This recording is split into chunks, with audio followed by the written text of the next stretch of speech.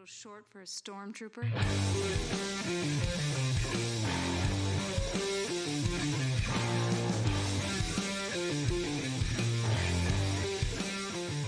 What's up, nerds? Welcome to another episode of the Multiverse Report. Today we are recapping The Mandalorian, Season 3, Episode 1, from Navarro to Kalevala and everywhere in between. My name is Mike Gibson. With me as always is Steve Heller. What's up, Steve? Well, it's good to have the little green guy back for whatever it seemed like he was just a set piece in this, but Yeah. he just happened to be part of Din's armor, I guess. Yeah, but you're right. It's good to have Mandalorian back in our lives again. Good old Din Djarin and Grogu teaming up. Highly anticipated first episode of season 3. I thought it was okay. Any initial thoughts from you, Steve? I would say exactly the same. It wasn't one of those that jumped at me as this is the greatest thing since sliced bread. Right. There were some very awkward moments with Carl Edwards. Not Carl Edwards. Carl. Why am Weathers. I blanking on his name Weathers. too? There Weathers. we go. Yeah. Who's Carl Edwards? Where the hell did I get I don't that know.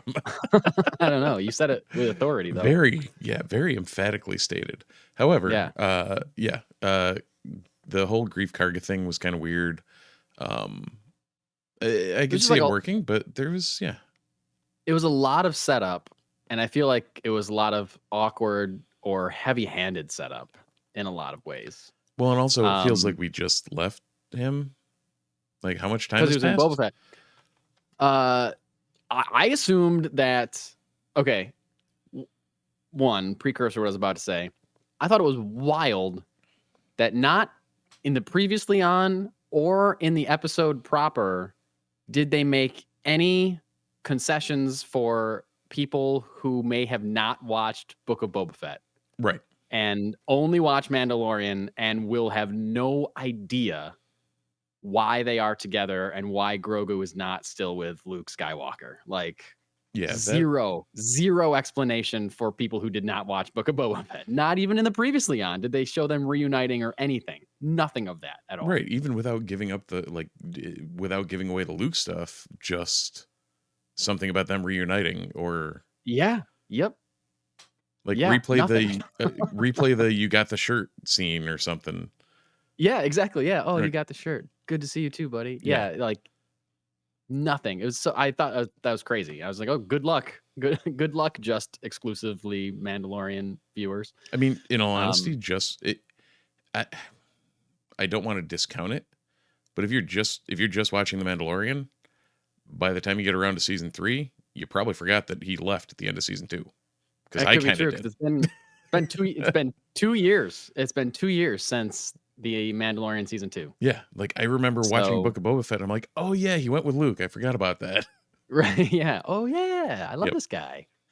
Right. So I thought that was crazy. And I assumed it opens with a ceremony, a Mandalorian ceremony. And at first, I don't know, Steve, my wife and I were watching it. We did not know what time this was happening in. No. They don't state it outright. I thought that was Din. Yes. They do it in a way where they make you think that it's him. It's his when he was a child, his like ceremony to become an official Mandalorian because we know he's a foundling. He was not born on Mandalore. Yep. He was found and taken in. So until Mando shows up in his Naboo starfighter, you think it's a flashback, or I did. Right. And what I was going to say earlier, before all these digressions, is that I had just assumed that he, finished with Boba Fett on Tatooine and flew directly to wherever this ceremony was taking place. So I think, to answer your question that you asked 5 minutes ago, I don't think any time has passed at all. I think they went right into hyperspeed at the end of Boba Fett. Yep. Popped right out here. And flew right over to save the Mandalorian crew from a giant alligator snapping turtle hybrid creature. Yeah. which all of them would have been dead conveniently were it not for Jaren saving them, all of them, everybody. Yeah. Yep. It was a cool way for him to make an entrance, I feel like. It was, and like you said, it really, even when they formed the helmet, it was, I mean, it's the exact same design but with color. Yeah. They buried the lead pretty good on that one. I'll give them credit. Like, it really surprised me when it was like, oh, okay, he wasn't. It wasn't him. Yeah, because there's even a moment where the kid is standing up where you're like, oh, he's going to display some kind of expert weaponry or something that's going to show us that he's the best Mandalorian or something, you know. And then it was like almost like at that exact moment, I think, where Mando actually showed up. So then they do take pains to restate the whole you have removed your helmet and you can only become a true Mandalorian again by bathing in the waters below Mandalore or whatever, which was like, yeah, Steve just rolled his eyes when I said that. And I agree. Like, that's kind of like the clunkiness of like what? Like, it just seems so like, I mean, as comic book fans, it's very comic booky. It's very but comic it doesn't booky, really yeah. fit what, and maybe that's part of it is the ridiculousness of it. And you see it later with Bo-Katan and everybody, or prior, I guess, not later. We see Bo-Katan later, but prior when she's talking about the cult and how like, hey, you guys screwed everything up. Of like, part of the cult is them not being able to be redeemed from the cult. So now, now you're SOL. And that's why you keep it on, is so that since you can't be redeemed, blah, blah, blah. Right. So the clunkiness was, I feel like it was almost built in on purpose, but also it's really weird. Yeah. And just like hearing him say lines like, I must bathe in the cleansing waters beneath the sacred temple of Mandalore so my Mandalorianness can be restored. Or it wasn't exactly, but it was kind of like. So my Mandalorian can Mandalore. Yeah, it's like, no one talks like that. Right. It's just very, I don't know. It was almost like Tolkien-y or something, but like, it just felt strange. And there's also, I gotta say, while we're talking about weird dialogue, there was a huge eye roll moment for me later in the episode where I'm sure we'll get to the IG-11 stuff, but IG-11 comes back and is like trying to murder everybody. Yeah. And a statue of Carl Weathers' character falls over and what knocks him out. And Mando goes, that's using your head. Because it's a head, it's a bust of the guy that like, whoa. Like, I can't. As dumb as it sounds, if that delivery was from Vader, it would have made sense. Really? Dude, how many times has Vader busted out weird dad jokes that are just like, I don't know, dude.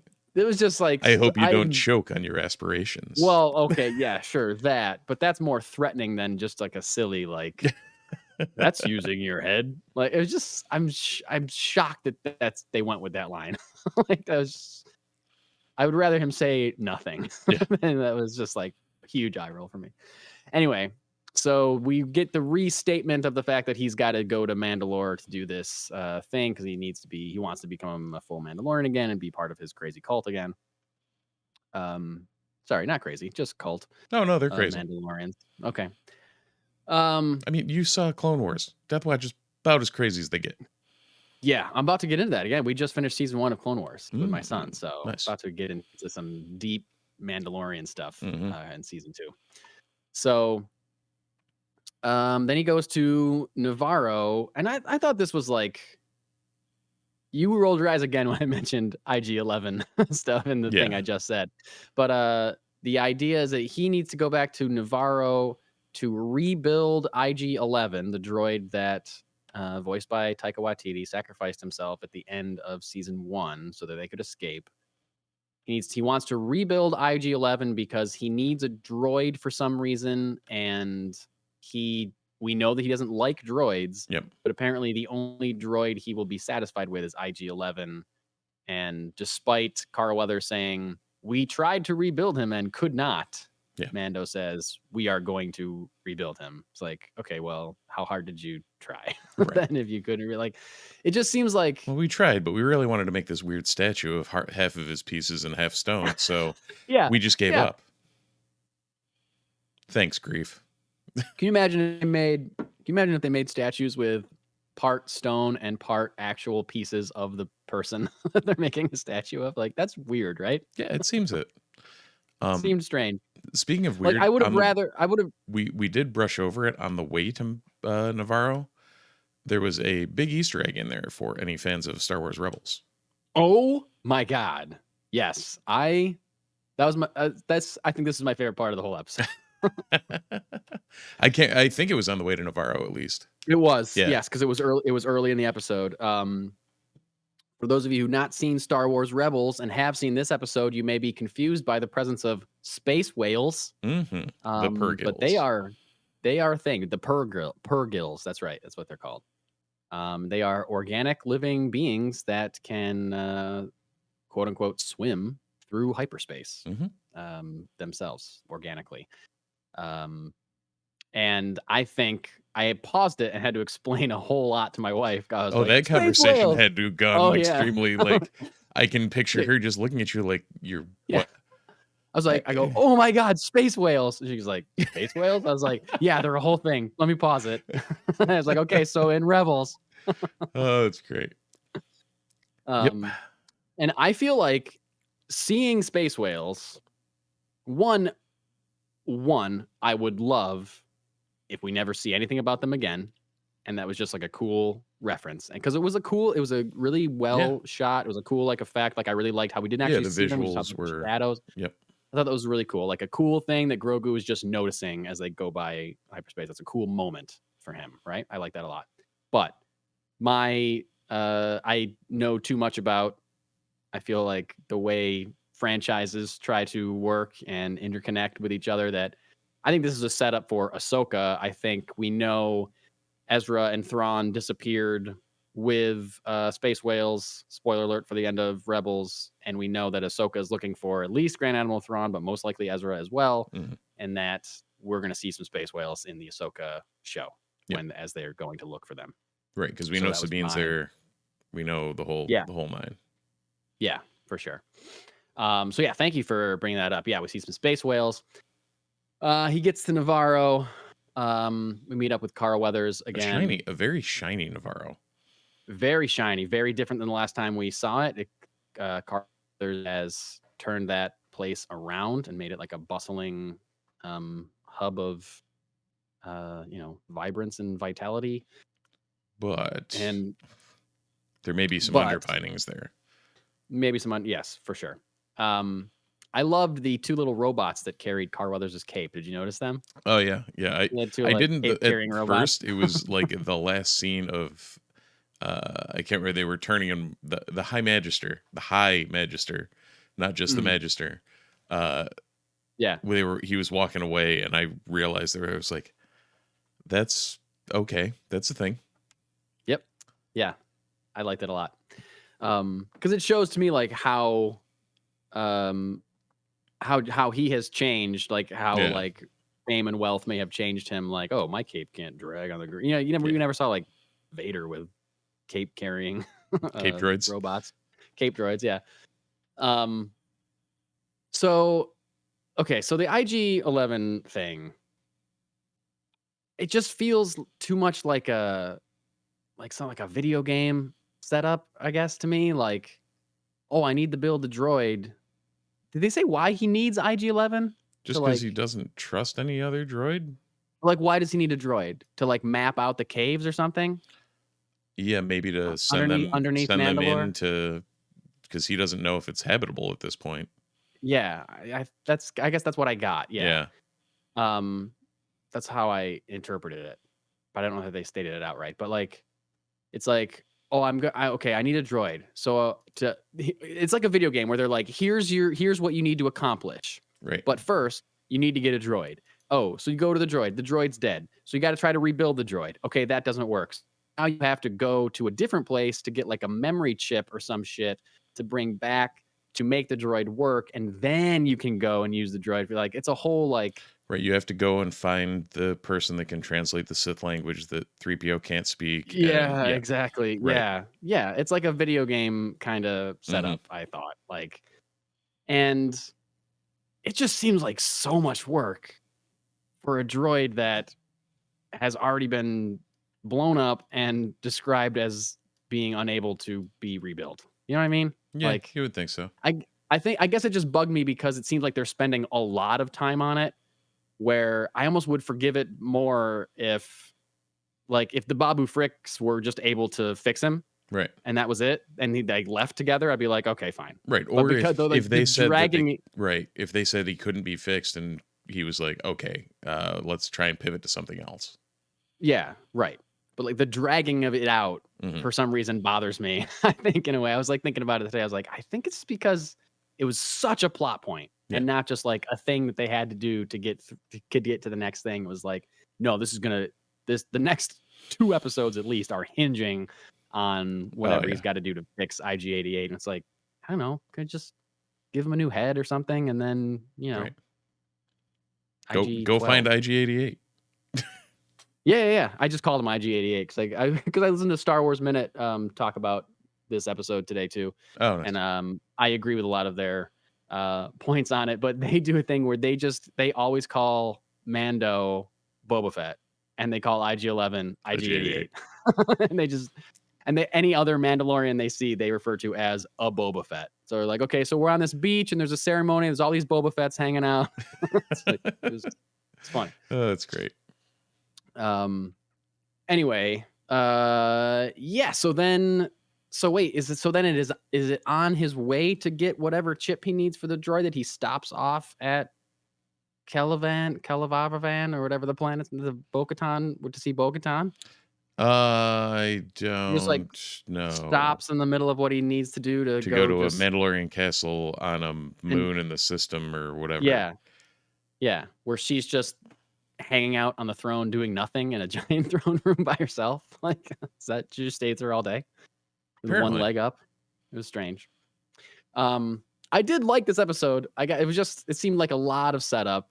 I guess I feel like you and I are taking a lot of shots at it. Yeah, we are. I mean, the whole pirate thing. We may look back at this as like, okay, it set up all of season 3, but right now, without knowing any of the threads, without knowing anything that's coming from this, it's like, well, there was a whole lot of nothing that happened. Yeah, a whole lot of nothing. I did like the pirate thing. I did like that it was like that they were like, I want to drink here, and they're like, it's a school now. He's like, I don't care. Yeah. That's like a silly thing, but like a very piratey thing in my brain. Be like, I don't care, give me a drink. Right.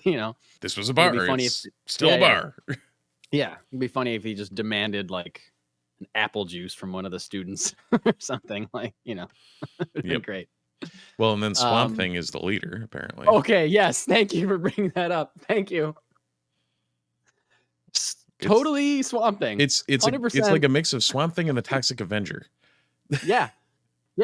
It is like it's like a thrown away. It's like they were digging through like the Warner Brothers studio dumpster, and this was like an unused prototype for a Swamp Thing thing. That's like, this looks too cartoony, but it's perfect for us. Right. Yeah. They mocked it up for the 2019 series, and it just been sitting in a back closet. Exactly. For a while. Yeah. That's what I meant. Yeah.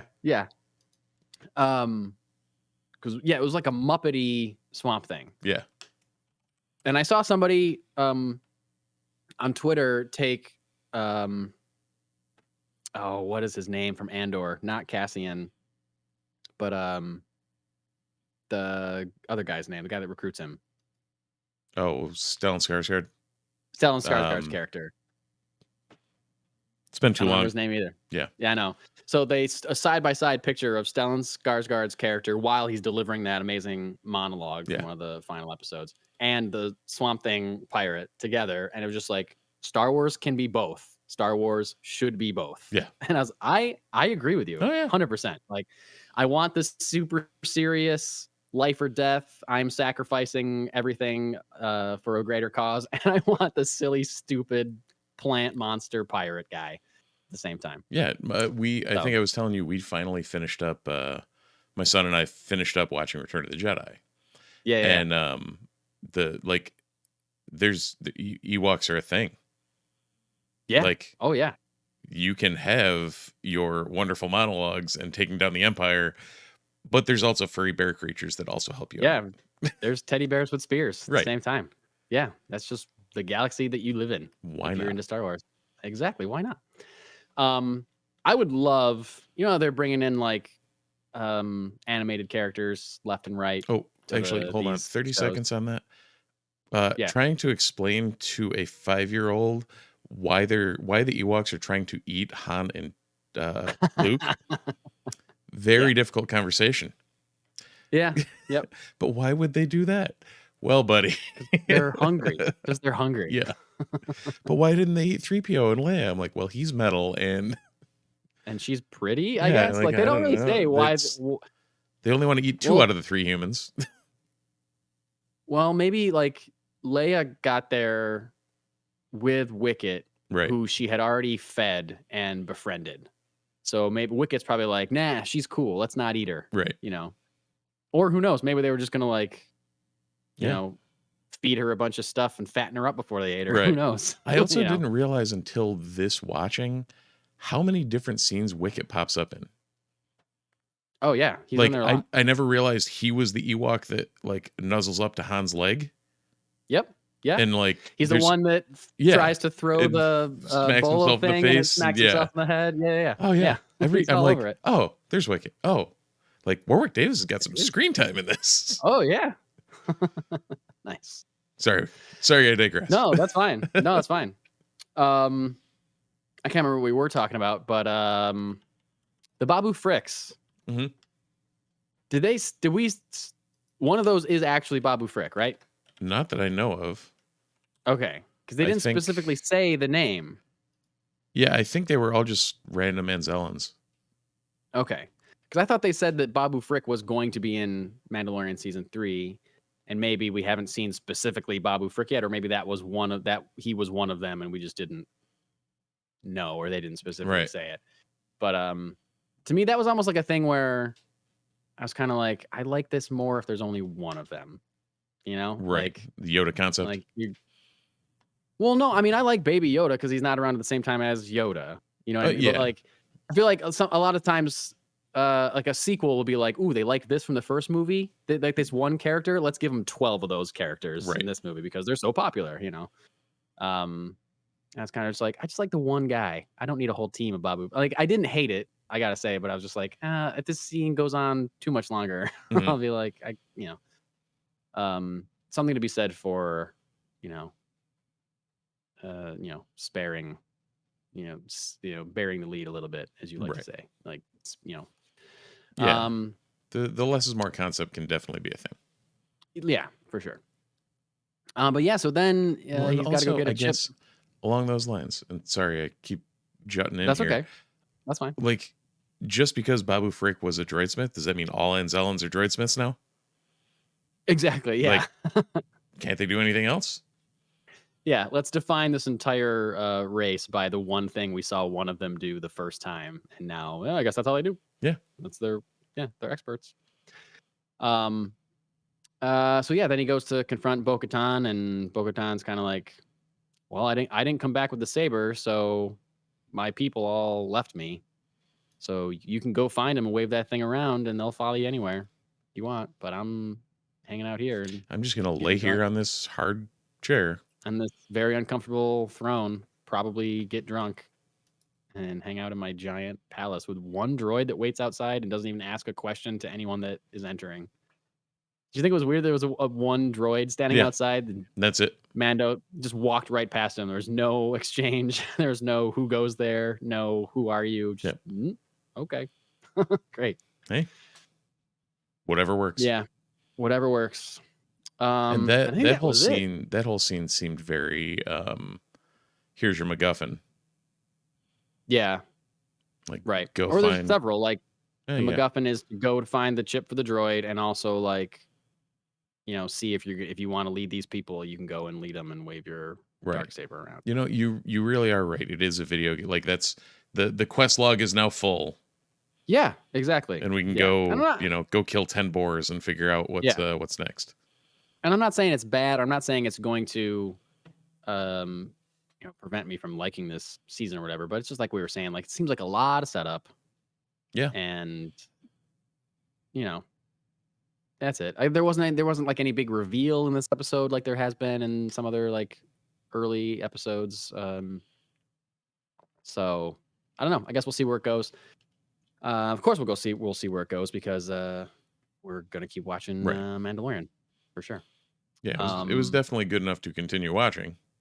Of course, yeah. It was just left a couple things up in the air.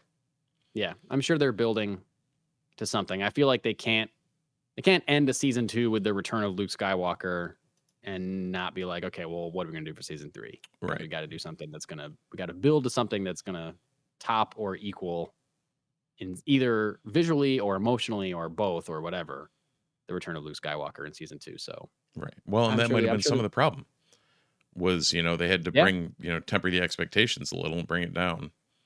Yeah, true. But I'm sure that I'm sure they've got something good up their sleeve for the remainder of this season. But that is pretty much all I got. We are about to record a full episode of the week's recap of Nerdy News, which I believe will be our 99th episode, if that is correct, based on what I remember we talked about last week. I believe that is an accurate statement. Yeah. So stay tuned for that. We're talking a little bit more Star Wars on that episode, as well as some DC stuff and some Teenage Mutant Ninja Turtles news. So I'm actually excited to talk about that. I know. Yeah. So check that out.